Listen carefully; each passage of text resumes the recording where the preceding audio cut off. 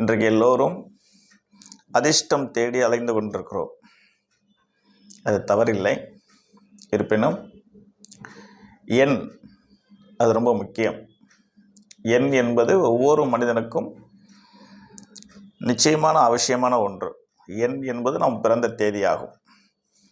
அந்த அடிப்படையில் இன்று 6ஆம் தேதி பிறந்த நேயர்கள் 6 அப்படின்னா 6, 15, 24 இந்த தேதியில் பிறந்தவர்கள் 6 எண்ணை மையமாக கொண்டவர்கள். அந்த எல்லா எண்ணையும் கூட்டி ஒரு எண் வரும். அது நீங்களாக தெரிஞ்சுக்க வேண்டிய ஒரு விஷயம். கூட்டி எண்ணி என்ன வருதோ அந்த எண்ணுக்கு தகுந்த மாதிரியும் நீங்கள் அதிர்ஷ்ட எண்ணை எடுத்துக்கலாம். ஏன்னா 1, 2, 3ன்னு சொல்லி 9 எண்ணுக்கும் அதிர்ஷ்ட எண் இருக்கும். இப்போ உதாரணத்துக்கு 6ஆம் தேதி பிறந்தவருக்கு கூட்டி எண் 1 வந்ததுனால் 1க்கு வர்ற அதிர்ஷ்ட எண்ணை நீங்கள் எடுத்துக்கலாம். அந்த அடிப்படையில் இன்று எனது அன்பு சகோதரர்களுக்கும் சகோதரிகளுக்கும் 6 எண்ணில் பிறந்தவர்களுக்கான அதிர்ஷ்ட எண்.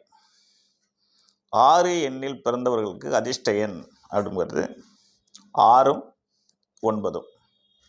6, 9 இந்த எண்ணை நாம் எந்தெந்த காரியங்களுக்கு பயன்படுத்தலாம் அப்படின்னு கேட்டிங்கன்னா, கார் வாங்கணும் அப்படின்னா எண்ணை பயன்படுத்தி கொள்ளலாம்.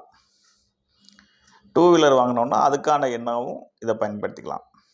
வீடு வாங்குகிறோம் அப்படின்னா வீட்டு எண்ணாவும் அதை பயன்படுத்திக்கலாம்.